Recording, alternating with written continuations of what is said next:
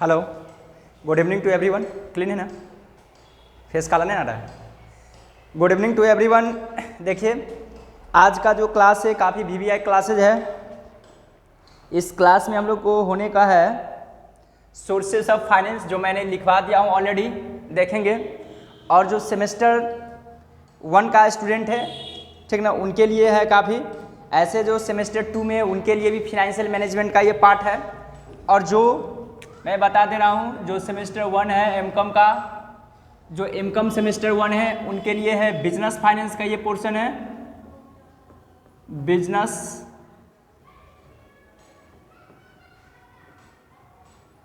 Finance. और जो semester 2 क्या है उनका सिलेबस में है फाइनेंशियल मैनेजमेंट।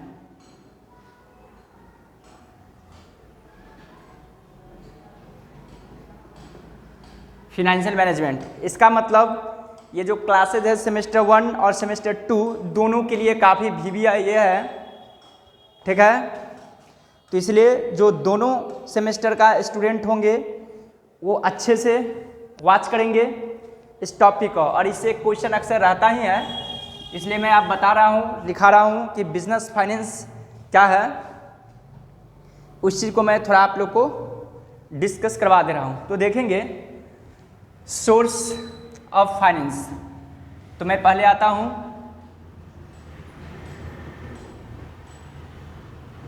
सोर्सेस ऑफ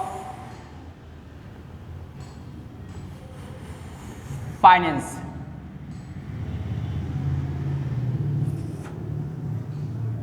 अब देखेंगे सोर्स ऑफ फाइनेंस। फाइनेंस का सोर्स का मतलब ये है कि जब कोई कंपनी और इंटरप्राइज या ऑर्गेनाइजेशन को फंड की रिक्वायरमेंट होती है, कैपिटल की रिक्वायरमेंट होती है, तो अपने कैपिटल को कहाँ कहाँ से, किन किन सोर्सेज से वो किन किन सोर्सों से रेस्ट करती है, उसे मैं बोलता हूँ सोर्स ऑफ फाइनेंस। मतलब सोर्स का मतलब साधन, यानी कि वित्त का साधन। मतलब जब कोई कंपनी की कैपिटल की रिक्वायरमेंट होती है तो कौन कौन से सोर्सेज से वो अपने कैपिटल को रेस्ट करती है मार्केट से। जैसे आप सुनते होंगे मार्केट में कंपनी ने शेयर इशू कर दिया, चाहे वो प्रेफरेंस शेयर हो, चाहे इक्विटी शेयर हो, चाहे वो डिवेंचर्स हो, ठीक है, या कोई डेब्ट के रूप में इशूड करती है, ठीक है। साथ साथ या तो पब्लिक डिपॉजिट हो सकती है, बिल्स डिस्काउंट हो सकती है, कैश क्रेडिट हो सकती है, बैंक ओवरड्राफ्ट हो सकती है, ठीक है। ये सारा सोर्सेज होती है फाइनेंस का। तो शायद आप लोग समझ पा रहे होंगे, ठीक है। तो क्या मुद्दा कहते हैं आप लोग समझ गए होंगे। अब देखेंगे सोर्स ऑफ फाइनेंस को 3 पार्ट में बांटा गया है, ठीक ना। एक आपको आता है, आपको आएगा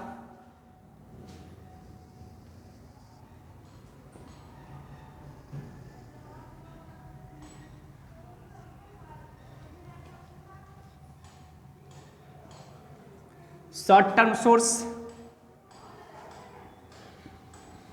short term source, short term source of finance, मतलब फाइनेंस का शॉर्ट टर्म सोर्स। उसके बाद दूसरा होता है मीडियम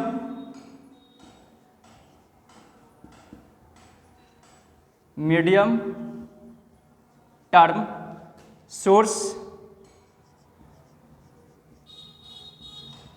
सोर्सेस ऑफ फाइनेंस, ठीक है। तीसरा एकदम आसानी से समझेंगे। तीसरा होता है long term sources, long term sources of finance, ठीक है। ये 3 टाइप्स का होता है सोर्स ऑफ फाइनेंस। मतलब क्या, जब कोई कंपनी मार्केट से फंड को रेस्ट करती है, जब कोई कंपनी मार्केट से फंड को रेस्ट करती है तो वो 3 टाइप का सोर्स हो सकता है। एक होगा short term source of finance, दूसरा होगा medium term source of finance होगा, और तीसरा होगा long term source of finance. ठीक है, यहां तक समझ गए। अब हम लोग को क्या करना होगा, इन तीनों टर्म को समझाना पड़ेगा, डिफाइन करना पड़ेगा कि कौन है short term source of finance, कौन सा medium term source of finance and कौन सा long term source of finance है। तो देखेंगे, long term source of finance का मतलब होती है कि जब कोई कंपनी फंड को मार्केट से रेज करती है वर्किंग कैपिटल के लिए, तो उसको बोला गया short term source of finance. क्या समझे, जब कोई कंपनीज मार्केट में अपने वर्किंग कैपिटल को फुलफिल करने के लिए अगर जिस फंड का रेज करती है मार्केट में, उसको बोला गया short term source of finance. साथ ही साथ short term source of finance वैसी फाइनेंस होगा जो कंपनी को विद इन 1 अकाउंटिंग ईयर तक के लिए रहेगा, यानी कि विद इन 12 मंथ के लिए होगा। 12 मंथ या उससे कम होगा, लेकिन 12 मंथ से एक्सीड नहीं करेगी, उसे मैं बोलूँगा short term source of finance. ठीक है, इसमें मैं एग्जाम्पल भी दूंगा। क्या समझे कि ये होगा अप टू, ये लिया जाएगा for working capital, for working capital. ठीक है, मार्केट से जिस फंड को कंपनी अपने वर्किंग कैपिटल मैनेजमेंट को फुलफिल करने के लिए जिस फंड को रेज करेगी, उसको बोला जाएगा short term source of finance, जो रहेगा आपको अप टू 12 मंथ। जब भी होगा तो 12 मंथ से कम होगी, लेकिन 12 मंथ से एक्सीड नहीं करेगी। कितने दिन के लिए होता है, फॉर वर्किंग कैपिटल के लिए लेगा। ठीक है ना, साथ साथ ये होगा, ठीक है, अप टू 12 मंथ। ठीक है, यहां तक आप लोग समझ पा रहे होंगे। अब देखेंगे short term source of finance में कौन कौन सा आइटम होगा। क्या समझे, एग्जाम में जब भी हम लोग को लिखना होगा शॉर्ट टर्म सोर्स, तो लिखेंगे short term source of finance एक ऐसा फाइनेंस का सोर्स है जो कोई कंपनी, कोई इंटरप्राइज या कोई ऑर्गेनाइजेशन अपने वर्किंग कैपिटल मैनेजमेंट को फुलफिल करने के लिए या वर्किंग कैपिटल मैनेजमेंट को पूर्ति करने के लिए जिस फंड को मार्केट से रेज करती है, उसे मैं बोलता हूँ short term source of finance. साथ ही साथ short term source of finance एक वैसा फाइनेंस का सोर्सेज होगा जो 12 मंथ के लिए होगा। ठीक है, 12 मंथ से कम या 12 मंथ अप टू 12 मंथ तक होगा, उसे मैं short term source of finance बोलूँगा। आई होप कि शायद आप लोग मेरी बातों को यहाँ तक समझ गए होंगे। हाँ सर, ओके, आप आगे बढ़ो। ठीक है, मैं आगे बढ़ रहा हूँ। सर थोड़ा ये भी बता दो कि short term source of finance का एग्जाम्पल कौन कौन सा होगा, मैं कौन कौन सा आइटम को लिखूँगा। ठीक है, मैं बता दे रहा हूँ, क्योंकि बच्चे तो एक भगवान का रूप होते हैं, इसलिए मुझे तो बच्चे के अकॉर्डिंग चलना ही पड़ेगा। ठीक है, क्योंकि गॉड से तो कोई अलग नहीं रह सकता है, इसलिए चलिए मैं बच्चे के अकॉर्डिंग चल रहा हूँ। बच्चे को कहना है कि सर इसमें कौन कौन सा आइटम आएगा, एकदम मैं लिखाऊंगा, इसलिए कि आपको एग्जामिनेशन में भी उस चीज़ को लिखना पड़ेगा। तो देखेंगे इसमें आपको आइटम आएंगे short term source of finance में। पहला कैश क्रेडिट, ये दिखाई दे रहा ना क्लियर। कैश क्रेडिट होगा, कस्टमर एडवांस होगा,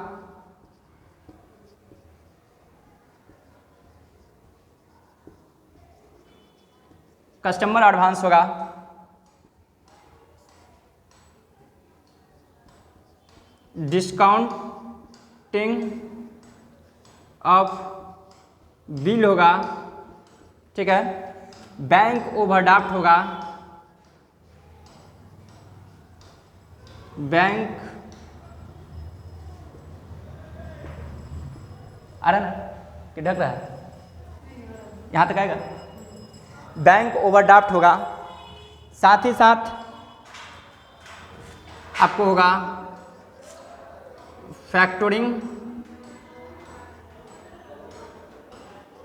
फैक्टरिंग होगा, कोई शॉर्ट टर्म लोन होगा,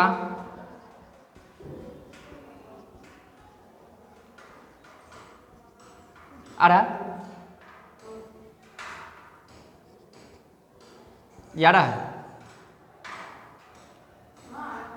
आ रहा ना, शॉर्ट टर्म लोन होगा, साथ साथ क्रेडिटर होगा,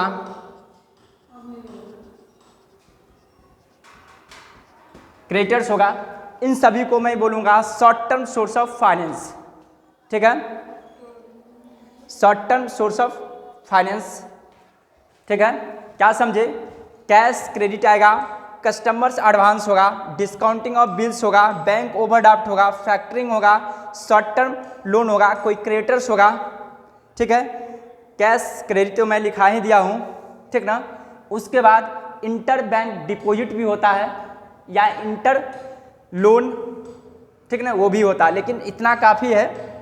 अब देखिए कितना करना, कस्टमर एडवांस है तो मैं थोड़ा बता, कैश क्रेडिट का मतलब समझ ही रहे हैं। कस्टमर एडवांस का मतलब होती है कि जब कोई मैन्युफैक्चरर या कोई ट्रेडर अपने गुड्स को जब सोल्ड करती है तो क्या होता है, अपने कस्टमर से एडवांस के रूप में कुछ मनी को ले लेती है, ठीक ना। तो वो जो एडवांस मनी हुआ उसी को बोला जाता है कस्टमर एडवांस। आप समझ गए? आई होप कि शायद आप लोग समझ रहे हैं। सिंपल सा, हम लोग कॉमर्स के स्टूडेंट है, क्या समझेंगे कि कस्टमर एडवांस का मतलब ये होगा कि जब हम लोग डेटर से पैसा पहले ले लेता हूँ एडवांस के रूप में तो उसे बोला जाता है कस्टमर एडवांस। जैसे एग्जांपल के तौर पे आप क्या यहाँ पे तो आप देखेंगे क्या है कि जब आप कोई गुड्स को सोल्ड करेंगे तो जिससे आप सोल्ड करते हैं उसको बोला जाता है डेटर। आप क्या करेंगे, डेटर से जब पैसे एडवांस के रूप में ले लेंगे, ठीक ना, उसको बोला जाता है कस्टमर एडवांस। जैसे कि आप जानते ही होंगे, कोई बड़े बड़े कंपनी के बारे में सुने होंगे जो काफ़ी ब्रांडिंग कंपनी होती है, ठीक ना, उसके यहाँ से जैसे आप गुड्स मंगवाएंगे तो क्या होगा, पहले आपको एडवांस करना पड़ेगा पैसा, ठीक ना। एडवांस जो पैसा करना पड़ेगा तो उसके लिए एक सोर्स बन गया, फाइनेंस का सोर्स हो गया कि उसके लिए वो कैपिटल बन गया, एक उस पैसे को यूज कर सकता है तत्काल में। ठीक है, आई होप कि आप लोग मेरी बातों को समझ लेंगे। उसके बाद discounting of bills, bank overdraft, एक थोड़ा देखेंगे फैक्टरिंग, ये थोड़ा टेक्निकल वर्ड है, आप लोग को नया लग रहा होगा। देखेंगे फैक्टरिंग का मतलब, क्योंकि बैंक ओवरड्राफ्ट आप लोग सब समझ रहे होंगे कि जो करेंट अकाउंट ओपन करवाए रहते हैं उनको बैंक ओवरड्राफ्ट की फैसिलिटीज़ मिलती है, खास तौर पर ये बिजनेसमैन के लिए होती है, जो लार्ज अमाउंट में जो लार्ज अपना अमाउंट को बैंक से ट्रांजैक्शन करते हैं, उनको बैंकिंग कंपनी एक फैसिलिटीज़ देती है ओवरड्राफ्ट का कि अपने जो डिपॉजिट है उससे आप एक्सीड पैसे निकाल सकते हैं, उससे ज़्यादा पैसे आप निकाल सकते हैं, उसको बोला जाता है बैंक ओवरड्राफ्ट। फैक्टरिंग का मतलब समझिएगा, ये जो फैक्टरिंग है ये क्या है, ये कहिए जस्ट लाइक डेटर को मैनेजमेंट करता है। जैसे क्या, फैक्टरिंग एक प्रकार का प्रोसेस है। मैं यहाँ पर एक नक्शा बना रहा हूँ, देखें क्या होगा कि यहाँ पे देखिए एक पर्सन बैठा हुआ है, ये पर्सन को मैं कह सकता हूँ कोई एक्स लिमिटेड है, एक्स लिमिटेड है, और यहाँ पे कोई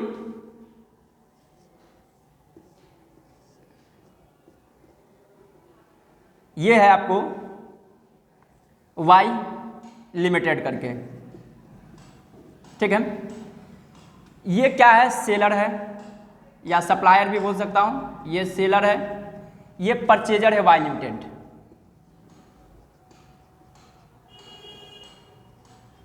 ठीक ना। ये इसको सामान बेचेगा यानी कि credit sale,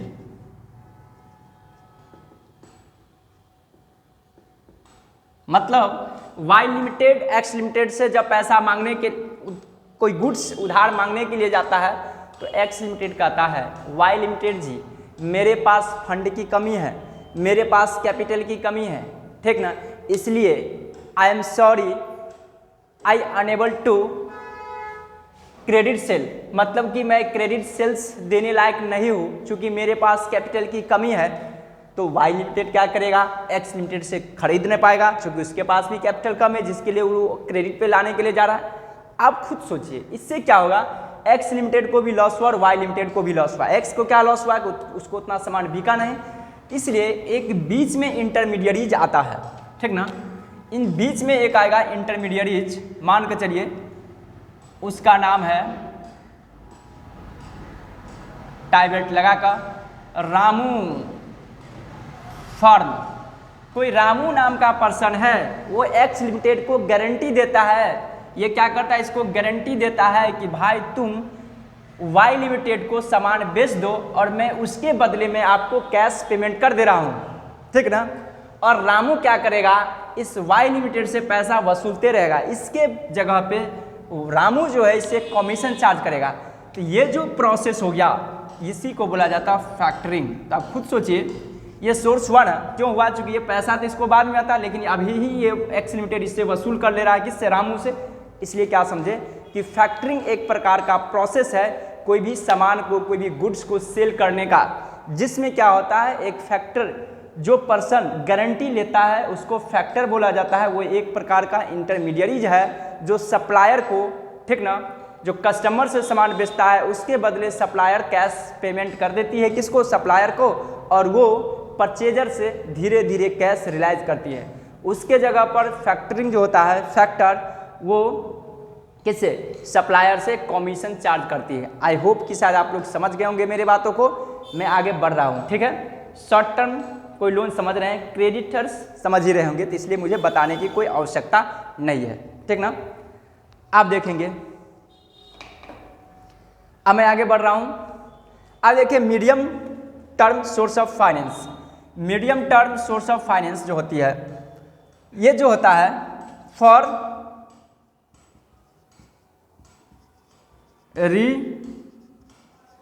repayment of loan.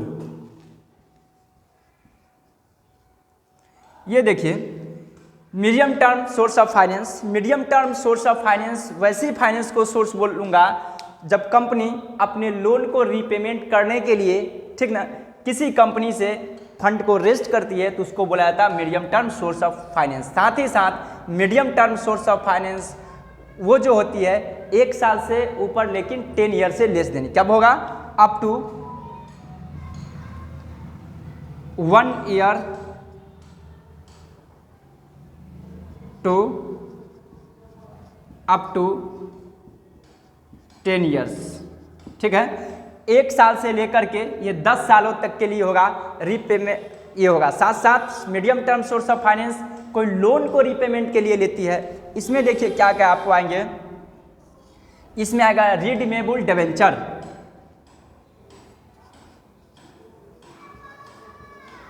Redeemable preference share,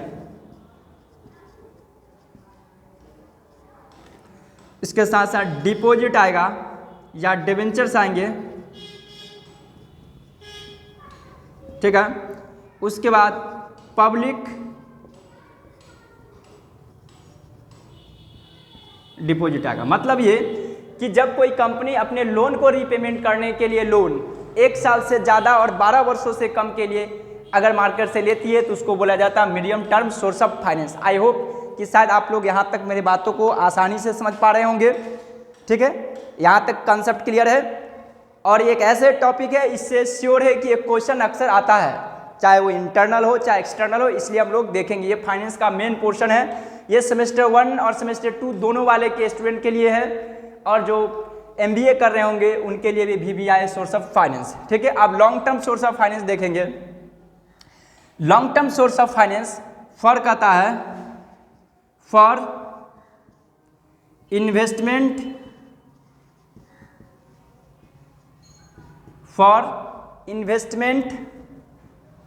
और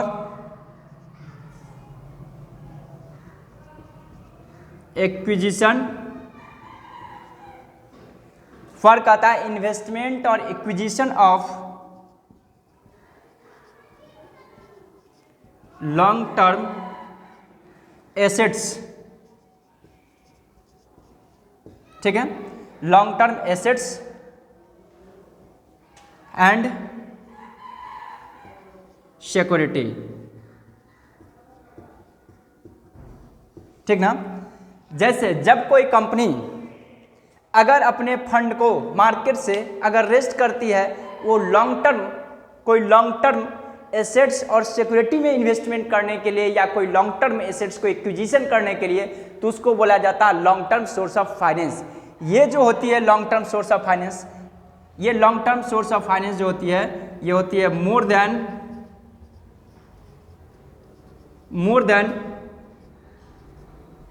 देन 10 ईयर्स। क्या समझे, मोर देन 10 ईयर्स के लिए होती है। क्या समझे, जब कोई कंपनी अपने लॉन्ग टर्म फिक्स एसेट्स को या तो एक्विजिशन करने के लिए या इन्वेस्टमेंट करने के लिए जब मार्केट से फंड को रेज करती है तो उसे मैं बोलूँगा long term source of finance. और साथ ही साथ ये long term source of finance जो होगा मोर देन 10 ईयर के लिए कंपनी लेती है। इसमें क्या आएंगे आपको जितने भी शेयर है, अब कहेंगे लॉन्ग टर्म क्या है, जैसे company land, building, plant, machinery या कोई शेयर में इन्वेस्टमेंट करने के लिए शेयर, डिवेंचर्स, ये डेप्ट वगैरह क्या होगा, सिक्योरिटीज हो गया। कोई land, building, plant, machinery, furniture, ये आपको क्या होगा लॉन्ग टर्म कोई एसेट्स हो गया। इन सारे चीज़ों में वो इन्वेस्टमेंट करने के लिए जब मार्केट से फंड को रेस्ट करती है तो उसे मैं बोलूँगा क्या चीज़, long term source of finance, ठीक ना। इसमें क्या है आप लिख सकते हैं, कोई शेयर्स है कह सकते हैं, इक्विटी शेयर है, इक्विटी शेयर्स, ठीक है, प्रेफरेंस शेयर,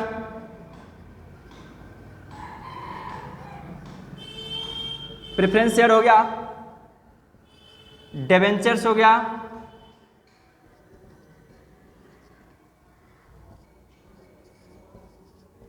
कोई लोन हो गया, लॉन्ग टर्म कोई भी लोन होगा, ठीक ना। ये सारा या लोन फ्रॉम फाइनेंशियल इंस्टीट्यूशन, ये भी लिखे, बहुत सारे हो सकता है। लोन फ्रॉम फाइनेंशियल इंस्टीट्यूशन हो सकती है, लोन फ्रॉम बैंक हो सकती है, लोन फ्रॉम अदर पब्लिक्स हो सकती है, ठीक ना। ये सब आपको long term source of finance में आएंगे। आई होप कि आप लोग समझ गए होंगे, एकदम फुल माइंड से समझेंगे, एकदम VVI टॉपिक है। ये क्या है, VVI टॉपिक है, क्या समझे, VVI, ठीक है। ये साथ ही साथ ये श्री कृष्ण जी का प्रसाद के समान है, क्योंकि श्री कृष्ण जी का आशीर्वाद सभी को नहीं दिया जाता है, ठीक ना। और जिनको ऊपर श्री कृष्ण जी का आशीर्वाद चला गया वो समझिए धन्य हो जाएंगे, इसलिए समझेंगे ये। अगर आप हम लोग समझ गए इस टॉपिक तो समझिए एक क्वेश्चन सिक्योर यहाँ से हो जाती है, ठीक है। तो अब मैं आगे बढ़ रहा हूँ, शायद आप लोग समझ गए होंगे, अच्छे से आप लोग नोट कर लेंगे। अब मैं चलता हूँ, अब नेक्स्ट वीडियो में आप लोगों के लिए क्लास लेके आऊँगा। आज की क्लास यहीं पर एंड हो रही है। Okay, bye bye, have a nice day.